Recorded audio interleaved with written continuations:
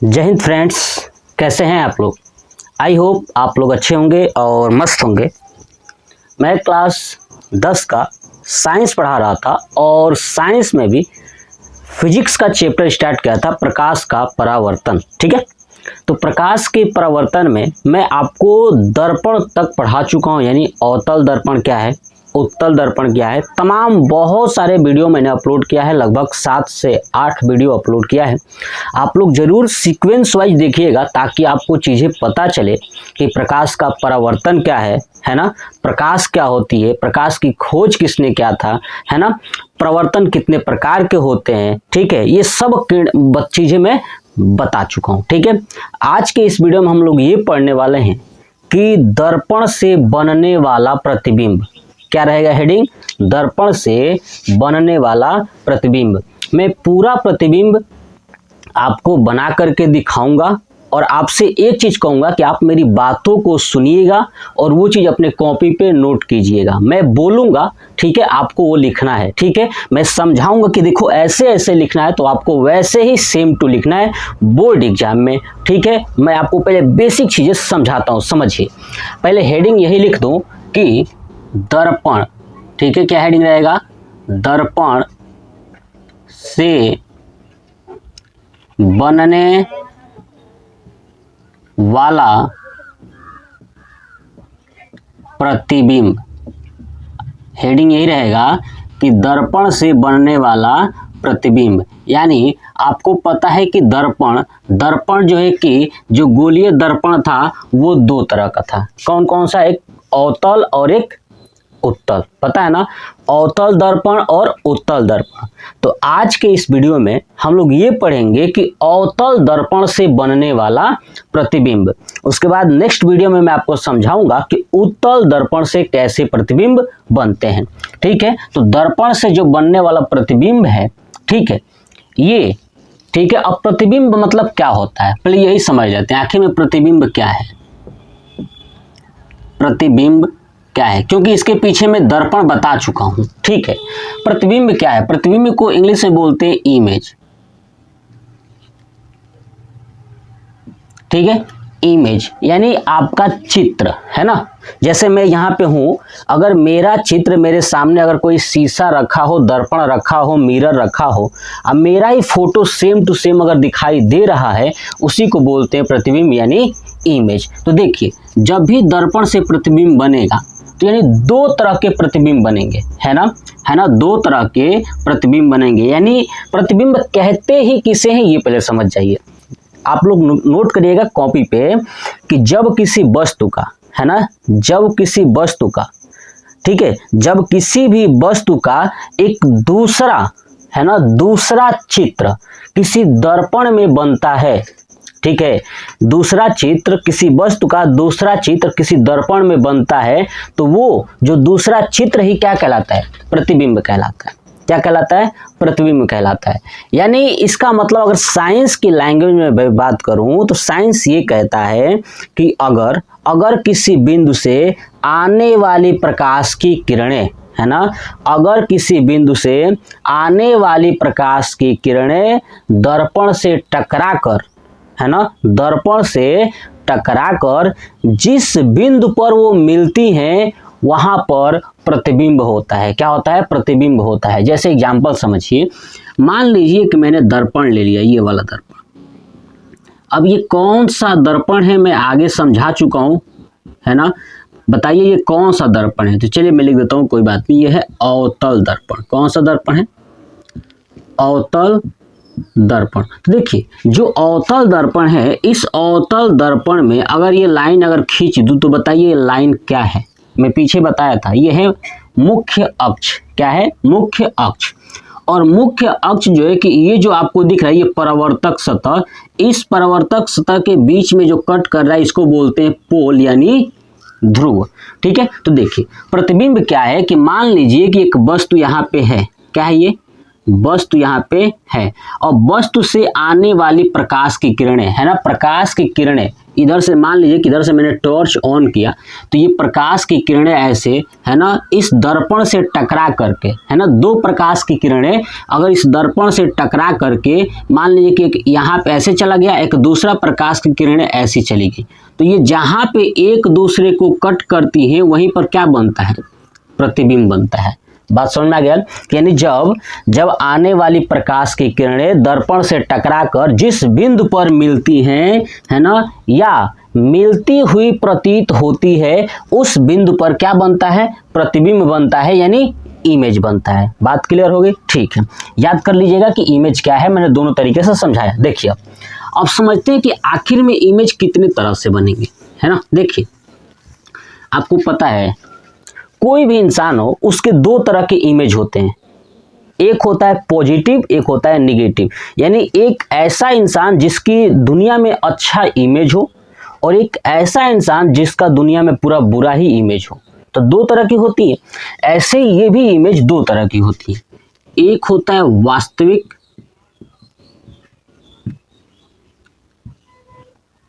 ठीक है, और दूसरा होता है आभासी। आभासी को बोलते हैं काल्पनिक भी, याद रखिएगा, है ना। दो तरह की इमेज होती है, एक होता है वास्तविक यानी रियल, और एक होता है आभासी यानी काल्पनिक यानी वर्चुअल। ठीक है, वर्चुअल इमेज और रियल इमेज, है ना, वास्तविक। अब आपको समझ में रहा है कि रियल इमेज क्या है। जैसे जितने भी मनुष्य हैं, अगर उनका वास्तव में आप देख रहे हो कि भैया इसका कैटेगरी क्या है, ये कैसा इंसान है, उसके बारे में आप जानते हो, रियल में वो दिखाई दे रहा है, वो सब रियल इमेज है। लेकिन जो वर्चुअल है आपने उसको कभी देखा ही नहीं है, बस किसी से सुना है, इसलिए वो क्या है, आभासी है यानी काल्पनिक है। जैसे फिल्मों में एक ही हीरो का किरदार अलग अलग मूवी में अलग अलग तरह का होता है ना। किसी में वो गुंडा होता है, किसी में हीरो होता है, किसी में बहुत ज़्यादा सिंसियरली हीरो होता है, कुछ और होता है। मतलब अलग अलग तरह के फिल्मों में किसी इंसान के बारे में बताया जाता है, कोई हीरो के बारे में, किसी भी पर्सन के बारे में जो दिखाया जाता है वो सब आभासी और काल्पनिक है। इसलिए जब भी फिल्म स्टार्ट होता है तो लिखा जाता है ना कि इस फिल्म में दिखाई गई सभी घटनाएं काल्पनिक है, इसका कोई भी वास्तविक जीवन से या धर्म से, जाति से कोई भी संबंध नहीं है। आप समझ गए इस बात को ना, यही चीज मैं बताना चाहता हूँ। ठीक है, कि जो घटनाएं रियल में होती हैं वो वास्तविक होता है और जो रियल में नहीं होती हैं वो आभासी होता है। ये बात समझ गए। अब चलिए साइंस के लैंग्वेज में समझते हैं। देखिए वास्तविक प्रतिबिंब क्या होता है कि जब प्रकाश की, है ना, जब प्रकाश की किरणें दर्पण से टकराने के बाद, है ना, जब प्रकाश की किरणें दर्पण से टकराने के बाद वास्तव में एक दूसरे से मिलती हुई प्रतीत होती है ना, वहां पे जो प्रतिबिंब बनता है वो होता है वास्तविक प्रतिबिंब। ठीक है। अब आभासी प्रतिबिंब क्या होता है यानी काल्पनिक, कि जब आने वाली प्रकाश की किरणें दर्पण से टकराकर वास्तव में किसी भी बिंदु पर मिलती हुई प्रतीत नहीं होती है ना, मिलती हुई प्रतीत नहीं होती है, केवल एक कल्पना मात्र हो सकता है कि हाँ ये मिल रही है। मतलब हम कल्पना कर लेंगे हाँ यार कहीं ना कहीं मिली होगी, तो वहां पे जो प्रतिबिंब होगा वो कौन सा होगा, आभासी प्रतिबिंब यानी काल्पनिक प्रतिबिंब होगा। अब समझिए एक बात, वास्तविक, जब भी कोई प्रतिबिंब अगर होगा वास्तविक होगा तो याद रखिएगा हमेशा वो उल्टा होगा, है ना। वास्तविक हमेशा क्या होता है, उल्टा होता है, याद रखिएगा पॉइंट्स। और जब भी आभासी और काल्पनिक होगा हमेशा सीधा होगा, हमेशा क्या होगा, सीधा होगा। यानी जब भी वास्तविक प्रतिबिंब बनेगा उसके साथ साथ वो प्रतिबिंब कैसा होगा, तो उल्टा होगा। जैसे समझिए मान लीजिए कि वस्तु है, इसका प्रतिबिंब अगर दूसरे साइड में बात करूं, दूसरे साइड इसका प्रतिबिंब बन रहा है, तो हमेशा प्रतिबिंब, अगर ये वस्तु है अगर रियल में बन रहा है प्रतिबिंब, तो हमेशा वस्तु उल्टा होगी। क्या होगी, उल्टी होगी। बात समझ में आ गया।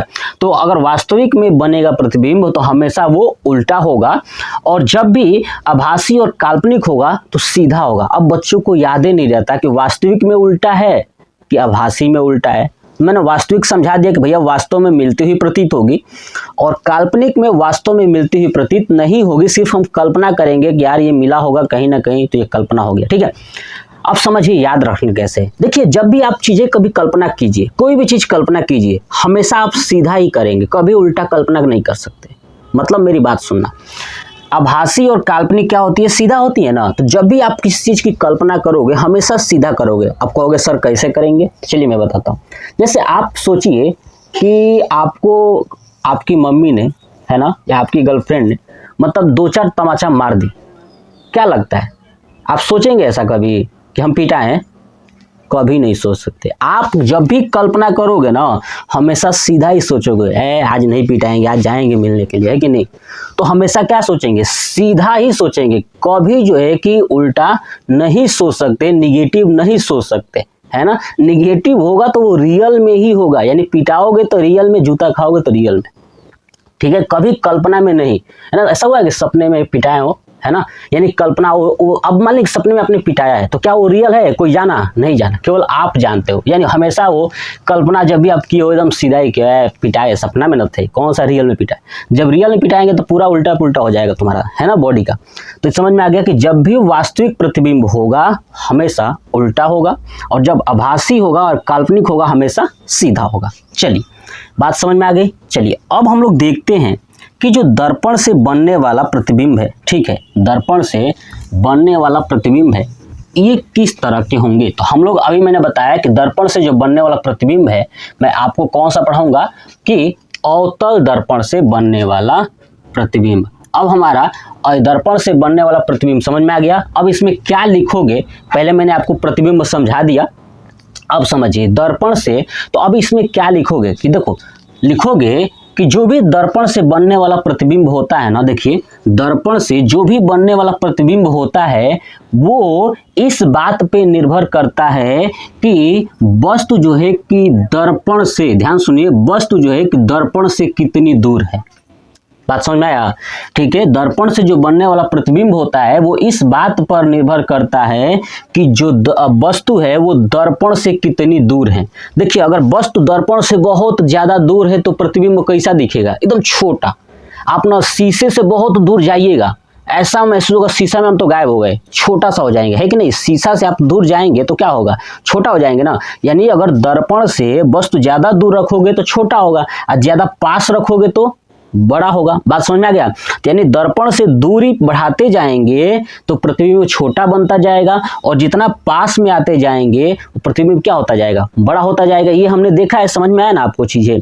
तो देखिए, तो यही चीजें मैं बता रहा था कि जो दर्पण से प्रतिबिंब होता है वो किस बात पे निर्भर करता है। तो याद रखिएगा कि दर्पण से बनने वाला जो प्रतिबिंब होता है वह वस्तु तथा दर्पण के बीच की दूरी पर निर्भर करता है।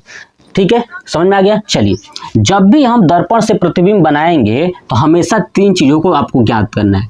पहला कि वस्तु की स्थिति क्या है ना, वस्तु की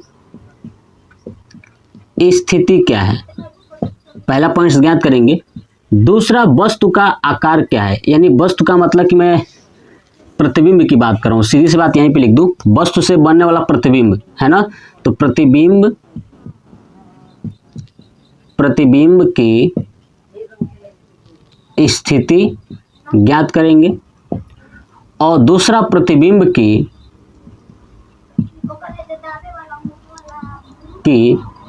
आकार, और तीसरा ज्ञात करेंगे प्रतिबिंब की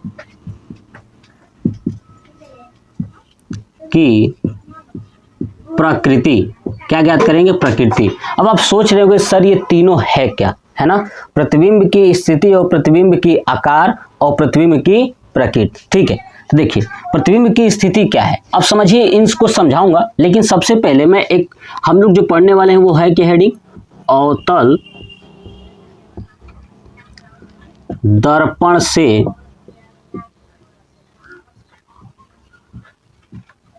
बनने वाला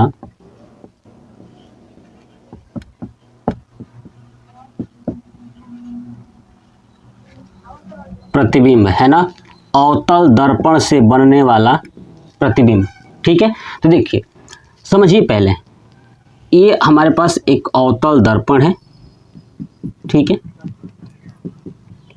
अवतल दर्पण है, और ये आपको समझ में आ गया, ये मुख्य अक्ष है, और ये है आपका पोल, ठीक है, और ये है आपका फोकस, मुख्य फोकस, और ये है आपका वक्रता केंद्र, और ये है अनंत, ठीक है।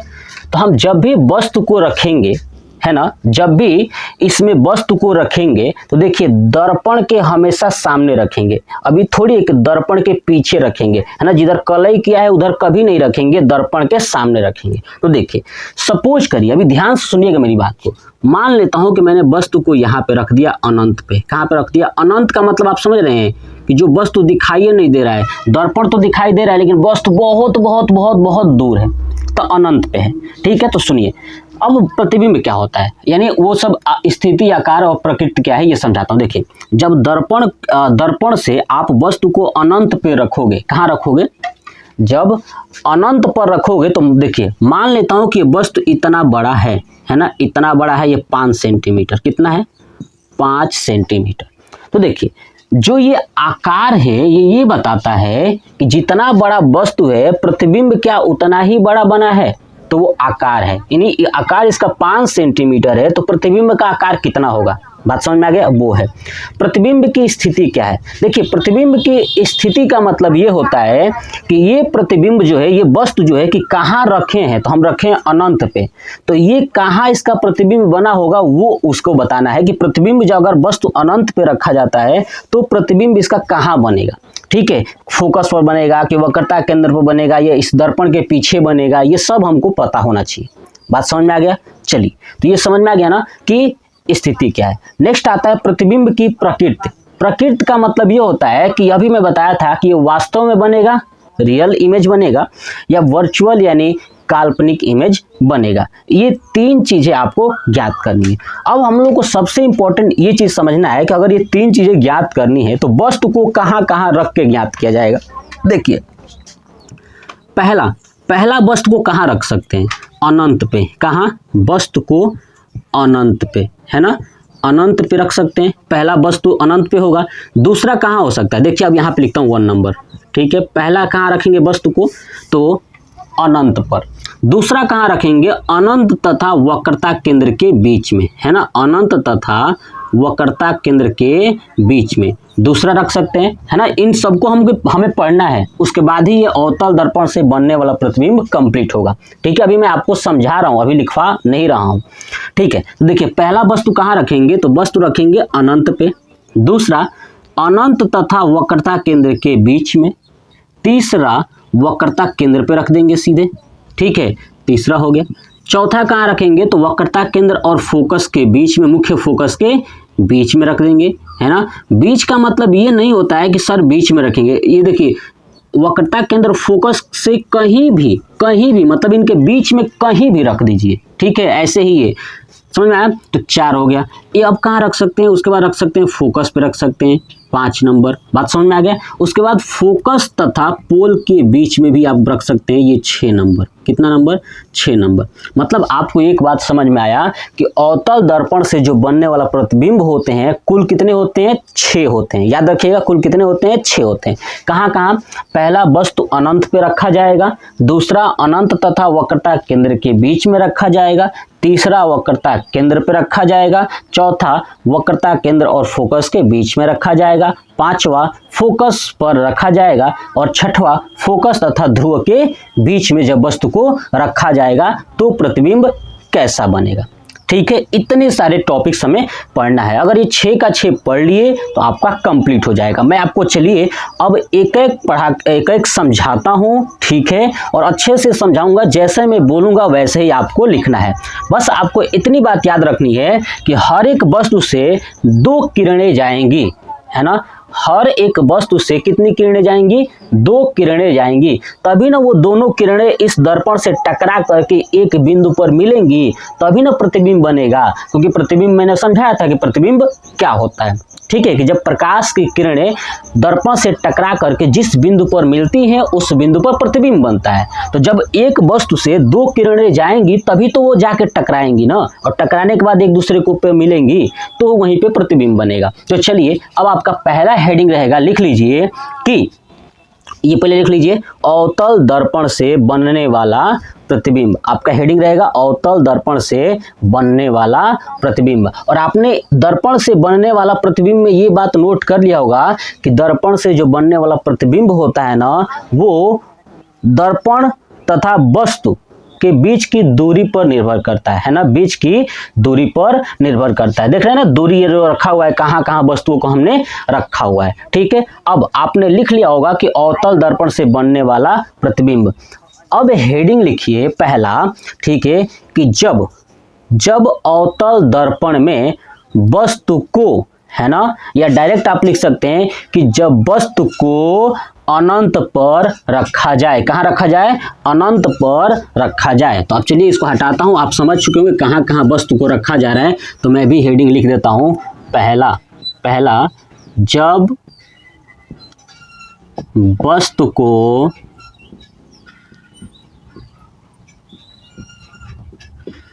अनंत पर रखा जाए, है ना, जब वस्तु को कहाँ रखा जाए? अनंत पर रखा जाए। तो चलिए अब आपका पिक्चर होगा इसके नीचे, ऐसे बनाइए पिक्चर जो मैं बना रहा हूँ, अवतल दर्पण बनाइए। अवतल दर्पण मैंने बना दिया, ठीक है, ये भी बनाइए आप साथ में। और उसके बाद बीचों बीच एक मुख्य अक्ष खींच लीजिए, और मुख्य अक्ष देखिए, ये जो दर्पण आप बनाए हैं इसको बोलते हैं मिरर, आपको पता है, तो मिरर बोलते हैं। तो अब इस मिरर में आप ऊपर लिख लीजिए M1 और नीचे लिख लीजिए M2, ऐसे लिखिए आप, ठीक है।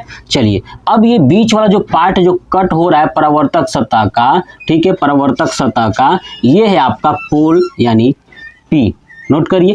चलिए सब देखिए, जितना हम लोग 6 का 6 पढ़ेंगे ना, सब में यही पिक्चर आपको बनाना है। बस वस्तु को हम इधर उधर रखेंगे जहां जहां मैंने बताया है। चलिए अब यहाँ पे क्या बना देता हूँ, तो F यहाँ पे बना दिया, C, और इधर कर देता हूँ आपका अनंत, क्या कर दिया? अनंत, ठीक है। अब ऐसे बनाइए, चलिए हो गया आपका कंप्लीट। चलिए अब देखिए हमने क्या लिखा है, पहला कि जब वस्तु को अनंत पर रखा जाए, यानी वस्तु यहाँ पे रहेगा। तो चलिए यहाँ पे वस्तु रख देता हूँ, वस्तु को अनंत पर रखा जाए, ये वस्तु हो गया। अब ये अनंत पर वस्तु रखे हैं तो ध्यान से सुनिए, वस्तु की एक लंबाई मान लेता हूँ, ये मान लेता हूँ A है और ये मान लेता हूँ B है। वस्तु की लंबाई कितनी है? AB, है ना, वस्तु की लंबाई कितनी है? AB, दिमाग में बैठा के रखे जाए, वस्तु की लंबाई कितनी है? AB। हम इसी से इसकी पूरी कहानी बनाएंगे, मैं आपको समझाऊंगा कहानी कैसे बनाया जाता है। अब देखिए, अब आपने लिखा होगा कि जब वस्तु को अनंत पर रखा जाए, ठीक है, तो वस्तु को मैंने रख दिया। अब क्या कहोगे कि जब वस्तु को, अब लिखोगे क्या इसमें, लिखिए कि जब वस्तु को अनंत पर रखा जाता है तो वस्तु के शीर्ष से, देखिए ये शीर्ष है, क्या है ये? शीर्ष है, ऊपर वाला।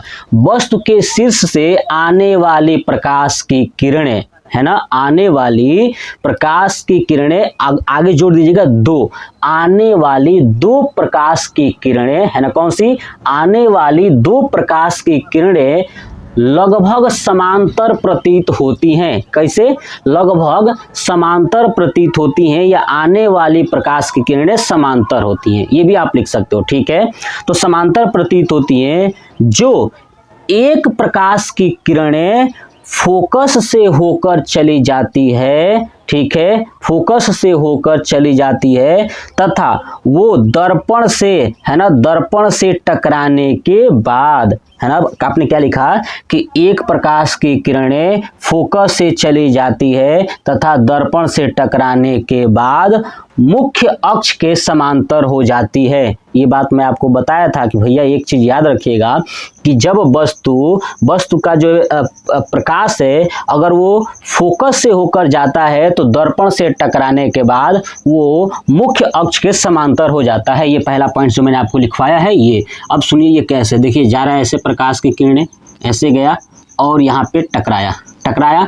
अब टकराने के बाद ये क्या हो जाएगा, तो एकदम सीधा हो जाएगा, मुख्य अक्ष के समांतर हो जाएगा। ये प्रकाश की किरणें ऐसे मैंने कर दिया, ठीक है, समझ में आ गया। आप स्केल से खींचोगे तो पहला हो गया, ये मुख्य अक्ष के समांतर हो जाती हैं, तथा दूसरी प्रकाश की किरणें, है ना, दूसरी प्रकाश की किरणें, ध्यान सुनिए, दूसरी प्रकाश की किरणें वक्रता केंद्र से जाती हैं। कहाँ से? वक्रता केंद्र से। तो मैं वक्रता केंद्र पे ऐसे लेके जाता हूँ, देखिएगा, वक्रता केंद्र से जाती हैं, तथा दूसरी प्रकाश की किरणें वक्रता केंद्र से जाती हैं तथा टकराने के बाद पुनः उसी मार्ग में वापस लौट जाती है ना। टकराने के बाद, इससे टकराने के बाद पुनः उसी मार्ग में वापस लौट जाती हैं। हो गया। अब उसके आगे लिखोगे, अतः यह दोनों परावर्तक किरण, परावर्तक का मतलब होता है कि दोनों टकराने के बाद जो आ रही है, एक ये आ रहा है और एक ये वापस, ये जिस बिंदु पे कट करती हैं, है ना, वो बिंदु अब कौन सा हो जाएगा, तो देखिए ऊपर क्या था, ये वस्तु का B, तो नीचे कह दीजिएगा B', है ना। ये दोनों परावर्तक किरणें B' पर कट करती हैं। कहाँ करती है? B' पर कट करती हैं, ठीक है। अगर इसी B' पर क्या बनेगा, प्रतिबिंब बनेगा। तो प्रतिबिंब ऊपर से ये बनेगा, यहाँ से फोकस से कर देता हूँ नीचे की तरफ ऐसे तीर बना के, तो नीचे B' हो गया। तो देखिए ये A है तो ये हो जाएगा A'।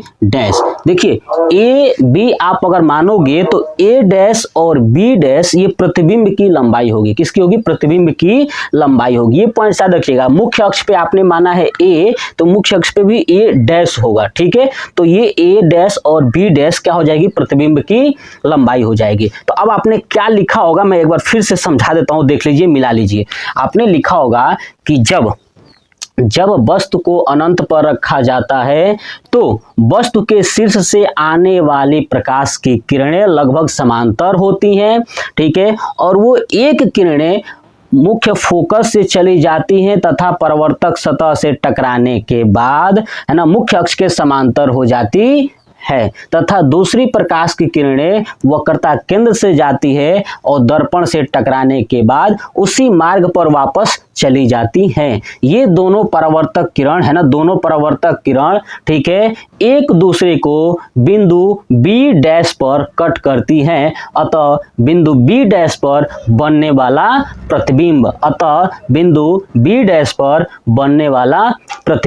अब बनने वाला प्रतिबिंब क्या होगा, तो प्रतिबिंब की स्थिति और प्रतिबिंब का आकार और प्रतिबिंब की प्रकृति, ये आपको लिखना है। तो देखिए स्थिति, अब बताइए स्थिति कैसा है उसका, है ना, प्रतिबिंब की स्थिति कहाँ है, किस जगह पे है। तो आपको दिख रहा है कि ये फोकस है ना, ये ऊपर क्या है, फोकस। अब ये फोकस है, तो फोकस पे अगर आप देखोगे तो ये पूरा ये सीधा फोकस पे जाने वाला जो तल था उसे क्या बोलते थे, फोकस तल। मैं आपको जो दर्पण के महत्वपूर्ण पद था ना उसी में चीजें समझाया था।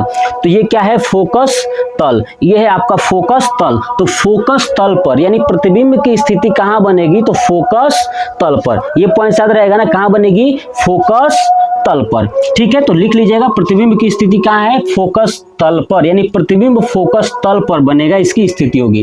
अब प्रतिबिंब का आकार कैसा होगा, तो आप लिख लीजिएगा कि जो प्रतिबिंब का आकार है वो वस्तु जितना बड़ा है उससे छोटा दिखाई दे रहा है ना, तो आप लिख लेंगे वस्तु से छोटा।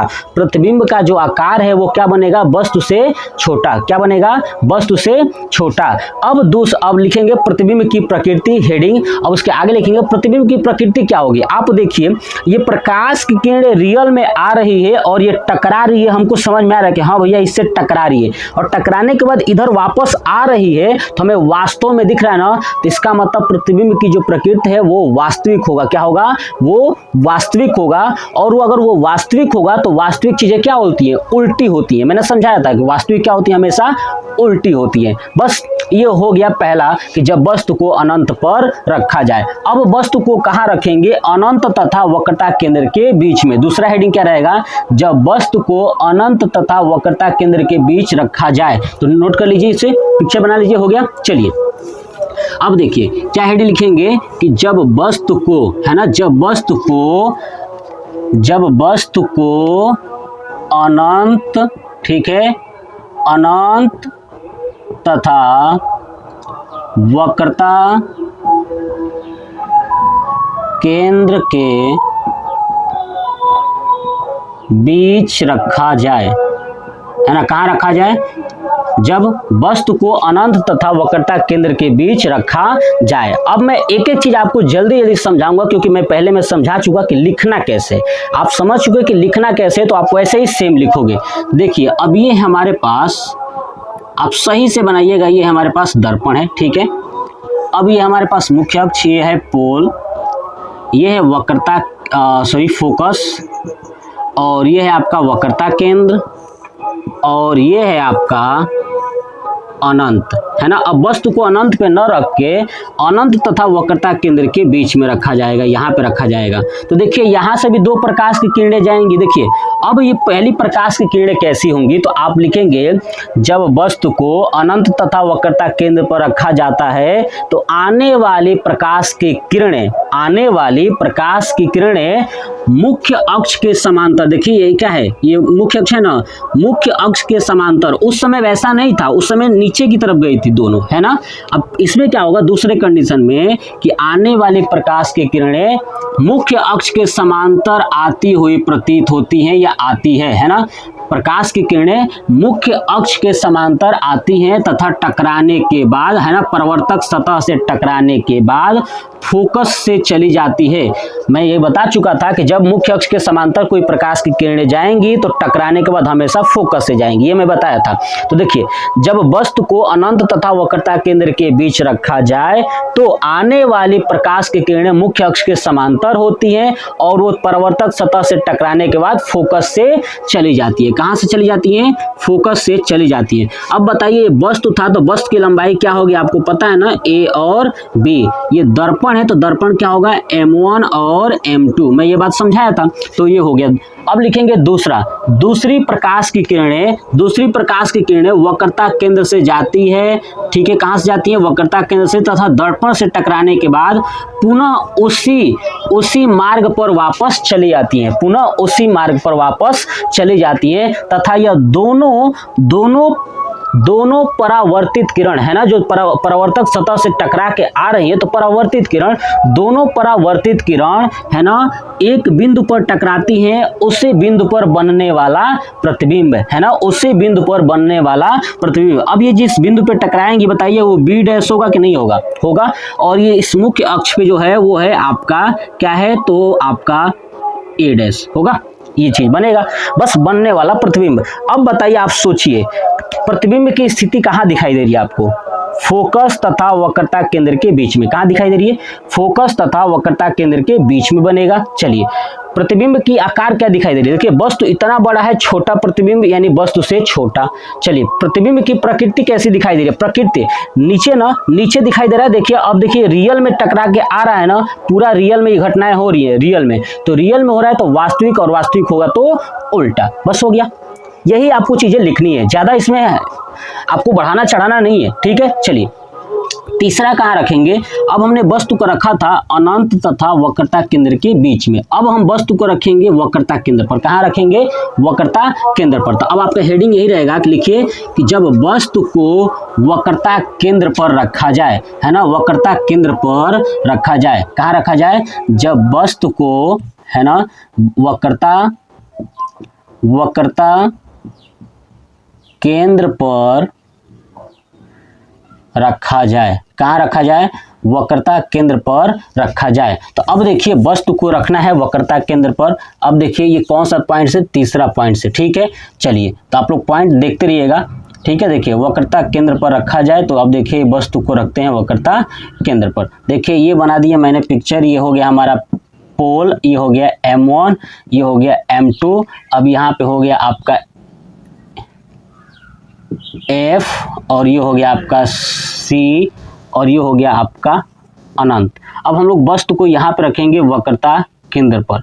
देखिए जब वस्तु को वक्रता केंद्र पर रखोगे ना, तो देखिए वक्रता केंद्र पर जो वस्तु रखा है तो वस्तु के शीर्ष से, है ना, वस्तु के शीर्ष से आने वाली प्रकाश की किरणें मुख्य अक्ष के समांतर होती है। किसके? आने वाली प्रकाश मुख्य अक्ष के समांतर जो किरणें होती हैं वो दर्पण से टकरा कर, है ना, कहाँ से चली जाती है?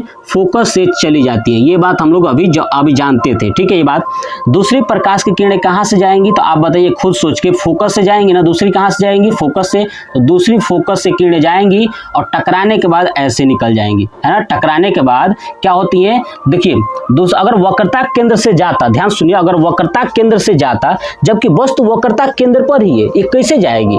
दूसरी प्रकाश की किरणें वक्रता केंद्र से कैसे जाएगी? तो ये भी फोकस से जाती है। और फोकस देखिए, पहला किरणें कहाँ जा रही थी? मुख्य अक्ष के समांतर जा रही थी, और दूसरा फोकस से जाती है और दर्पण से टकराने के बाद ये मुख्य अक्ष क्या हो जाती है? समांतर। ये दोनों परावर्तक सतह, यानी दोनों परावर्तित किरण होती है ना, जो दोनों, ये परावर्तित किरण और ये वाला परावर्तित किरण, दोनों परावर्तित किरण जिस बिंदु पर मिलती हैं उस बिंदु पर ही प्रतिबिंब बनता है।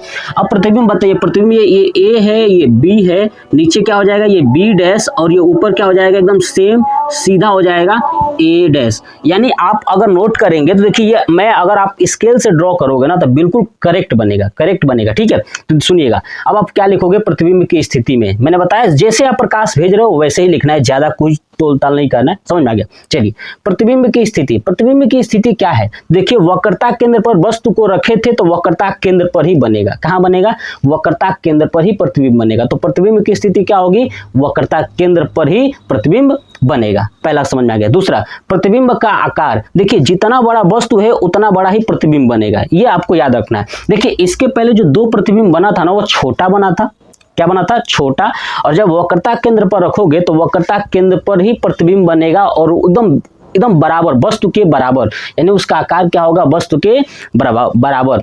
और प्रतिबिंब की प्रकृति क्या होगी? तो भैया देखिए ना, ये रियल में मिला है ना, रियल में वास्तव में मिला है, वास्तव तो वास्तविक होगा तो उल्टा होगा, बात सीधी सी बात है। तो प्रतिबिंब की जो प्रकृति होगी वास्तविक और उल्टा होती है। हो गया तीसरा पॉइंट। अब वस्तु को कहाँ रखेंगे? तो देखिए, वक्रता केंद्र और फोकस के बीच में। अब हेडिंग आपका यही रहेगा कि जब वस्तु को, है ना, जब वस्तु को वक्रता केंद्र तथा फोकस के बीच, है ना, फोकस के बीच रखा जाए, है ना, वस्तु को कहाँ? वक्रता केंद्र तथा फोकस के बीच रखा जाए। तो देखिए, ये है हमारे पास अवतल दर्पण, ठीक है, और ये है आपका पोल, ये है M1 और M2, ये है आपका F, ये है आपका C और ये है आपका अनंत, ठीक है। अब वस्तु को कहाँ रखना है? वक्रता केंद्र तथा फोकस के बीच में। अब यहाँ पे रखना है, यहाँ पे, ठीक है। अब देखिए, ये हो गया A और ये हो गया B, है ना। अब देखिए, अब क्या होगा कि जब इनके बीच में रखे हो तो रखने के बाद अब क्या लिखोगे आगे कि जब वस्तु को वक्रता केंद्र तथा फोकस के बीच में रखा जाता है तो, है ना, वस्तु के शीर्ष से आने वाली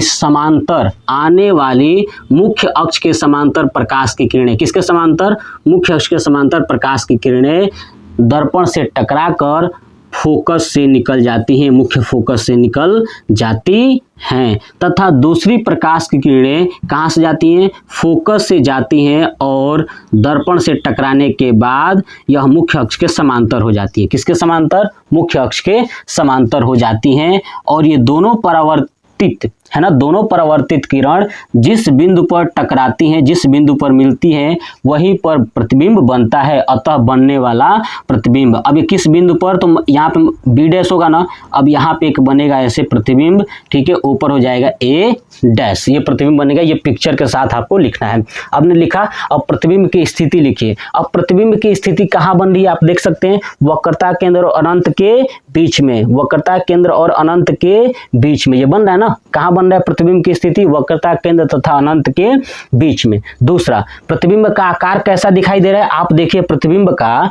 आकार आपको कैसा दिखाई दे रहा है? तो आप देखिए, अब दिख रहा है कि वस्तु इतना छोटा था तो अभी तो बड़ा दिखाई दे रहा है, दिख रहा है ना। तो अब क्या है? वस्तु से बड़ा, वस्तु से बड़ा। प्रतिबिंब की प्रकृति कैसी दिखाई दे रही थी? रियल में टकरा के इधर आया था ना रियल में, तो वास्तविक और उल्टा, यानी प्रतिबिंब की जो प्रकृति है वास्तविक और उल्टा होगी, क्योंकि मैंने बताया था जब कोई चीज़ वास्तविक में होता है वो उल्टा होता है। तो ये हो गया चौथा पॉइंट था हमारा, कंप्लीट हो गया कि जब वस्तु को कहाँ रखा जाए, वक्रता केंद्र और फोकस के बीच में। अब पांचवा कहाँ रखेंगे? फोकस पर, याद आया। और छठवां कहाँ रखेंगे? फोकस तथा ध्रुव के बीच में। चलिए अब कहाँ रखा जाए वस्तु को? तो वस्तु को फोकस पर रखा जाए, है ना। तो बनाइए चित्र, वही सेम चित्र वही बनाना है, बस वस्तु को इधर उधर कर देना है। आपको अब पिक्चर याद हो जाना चाहिए, मैं अब फास्ट भी ड्रॉ करूंगा ना तो आपको दिमाग में बैठ जाना चाहिए कि भैया कहाँ कहाँ क्या था। सी, है ना, सी, और ये हो गया अनंत। ठीक है, देखिए अब वस्तु को कहाँ रखना है बताइए? फोकस पे रखिए, फोकस पे। देखिए अब वस्तु को मैंने रख दिया फोकस पे, तो ए और बी हो गया वस्तु की लंबाई। अब देखिए जब वस्तु को कहाँ रखा जाता है? फोकस पर रखा जाता है, तो वस्तु के शीर्ष से आने वाली, है ना, आने वाली मुख्य अक्ष के समांतर किरणें, किसके? मुख्य अक्ष के समांतर किरणें दर्पण से टकराने के बाद, है ना, यानी परावर्तित होने के बाद वह फोकस से चली जाती हैं। कहाँ से चली जाती हैं? फोकस से चली जाती हैं। कहाँ से चली जाती हैं? फोकस से चली जाती हैं। अब ध्यान से मेरी बात को सुनिएगा, एकदम कॉन्सेप्ट एकदम बिल्कुल क्लियर करके। फोकस से चली जाती है। अब देखिए अब यहाँ से दूसरी प्रकाश की किरणें, अब बताइए दूसरी प्रकाश की किरणें किससे जाएगी? तो फोकस हो गया, अब तो इसके बीच से जा नहीं सकता, है ना, बीच से तो जा नहीं सकता क्योंकि बीच में कोई बिंदु ही नहीं है। अब ये जाएगा फिर इधर से आ जाएगा, कहाँ से आ जाएगा? वक्रता केंद्र से। तो देखिए अब ऐसे आते हुए दिखाई देगी। ठीक है, यहाँ पे देखिए वक्रता केंद्र, आपको ये वक्रता जितना दूरी है ये इतना दूरी होना चाहिए यहाँ पे। चलिए वक्रता केंद्र हो गया, तो ये कहाँ से जाएगी? वक्रता केंद्र से जाएगी। तो अगर आप ऐसे देखोगे, ऐसे करते हुए, ठीक है, ये अब देखिए ये जो दूरी है ये देखोगे तो दूर बढ़ती जाएगी एक दूसरे से। क्या होती है कि देखिए इधर सीधे की तरफ चला गया और ये ऊपर की तरफ चला गया, ऐसे बढ़ता जाएगा ऐसे ऐसे। और नीचे की तरफ जाओगे तो धीरे धीरे ये दोनों क्या होती जाएंगी? पास में होती जाएंगी, ऐसे ऐसे करके धीरे धीरे ये पास में चलती जाएंगी, है ना। और एक समय ऐसा आएगा कहीं ना कहीं जाके दोनों क्या हो जाएंगी? मिल जाएंगी। क्या होंगी? मिल जाएंगी। बात समझ में आ गया? यानी ऊपर की तरफ ये एक दूसरे को दूर होती जाएंगी, ऊपर की तरफ दूर होती जाएंगी और नीचे की तरफ क्या होती जाएंगी? पास होती जाएंगी। तो आप कैसे लिखोगे? अब सुनिए कैसे लिखोगे, फिर से एक बार बोल देता हूँ। देखिए जब वस्तु को फोकस पर रखा जाता है तो आने वाली वस्तु के शीर्ष से प्रकाश की किरणें मुख्य अक्ष के समांतर, है ना, पहली प्रकाश की किरणें मुख्य अक्ष के समांतर आती है, दर्पण से टकराने के बाद फोकस से चली जाती है। बात क्लियर होगी। तथा दूसरी प्रकाश की किरणें ध्यान से सुनिए, ऐसा भेजा जाता है ताकि वो कहाँ से जाए? तो वक्रता केंद्र से जाए, ऊपर की तरफ भेजा जाएगा, यहाँ से ऊपर की तरफ भेजा जाएगा और ये दर्पण से टकराने के बाद फिर वैसे ही सीधे आ जाए कहाँ पर? वक्रता केंद्र पर। उस चीज को देखा जाएगा कि भैया कब कितने दूर पे भेजने पे वो आ रहा है पीछे। ठीक है, तो प्रकाश भेजा जाएगा लेकिन दर्पण से टकराने के बाद वो पीछे की तरफ आएगी तो देखा जाएगा कि वक्रता केंद्र से ही वो जाए। तो जब वक्रता केंद्र से जाएगी तो हमें दिखाई देगा कि ऐसा कहीं ना कहीं आगे जाके कहीं ना कहीं ये मिल जाएंगी, कहीं ना कहीं क्या हो जाएंगी? मिल जाएंगी। लेकिन हमें यही नहीं पता कि कहाँ मिलेंगी, तो इसको मान लिया जाता है कि अनंत पे। कहाँ मिलेंगी? अनंत पे। तो प्रतिबिंब कहाँ बनेगा? अनंत पे बनेगा। तो बस अब प्रतिबिंब की स्थिति क्या लिखेंगे? तो प्रतिबिंब की स्थिति, प्रतिबिंब कहाँ बनेगा? तो अनंत पे। प्रतिबिंब का आकार क्या होगा? तो देखिए इतना बड़ा वस्तु है, तो अब जहां से ये वस्तु है अब अनंत पर बनेगा तो उससे बड़ा बनेगा कि नहीं? वस्तु से बड़ा बनेगा। क्या बनेगा? वस्तु से बड़ा बनेगा। बहुत ज्यादा बड़ा हो जाएगा, यानी वस्तु से बड़ा बनेगा। प्रतिबिंब की प्रकृति क्या होगी? वही वास्तविक और उल्टा। रियल में दिखाई दे रहा है, टकरा के इधर आ रही है पीछे की तरफ दोनों, अब दोनों कहीं ना कहीं मिलेंगी तो वास्तविक और उल्टा बनेगा। अब आप सोच रहे हैं कि सर ये जो पिक्चर बना रहा हूँ ये कैसे ये बताया गया है? तो भैया रियल में आपको उसके लिए अवतल दर्पण चाहिए और वस्तु चाहिए और प्रकाश की किरणें चाहिए, दो प्रकाश की किरणें। जब आप दोनों पे प्रैक्टिकल करोगे ना तो आपको दिखाई देगा वास्तव में कि सच में ये ऐसा ही होता है। ठीक है, तो इसके लिए प्रैक्टिकल आप स्कूल में करिएगा। चलिए अब हो गया, ये पांचवा पॉइंट था। चलिए पिक्चर बना चुके होंगे। चलिए देखिए अब देखिए छठवां पॉइंट क्या होगा कि जब वस्तु को, है ना, जब वस्तु को कहाँ रखा जाए? फोकस तथा ध्रुव, कहाँ?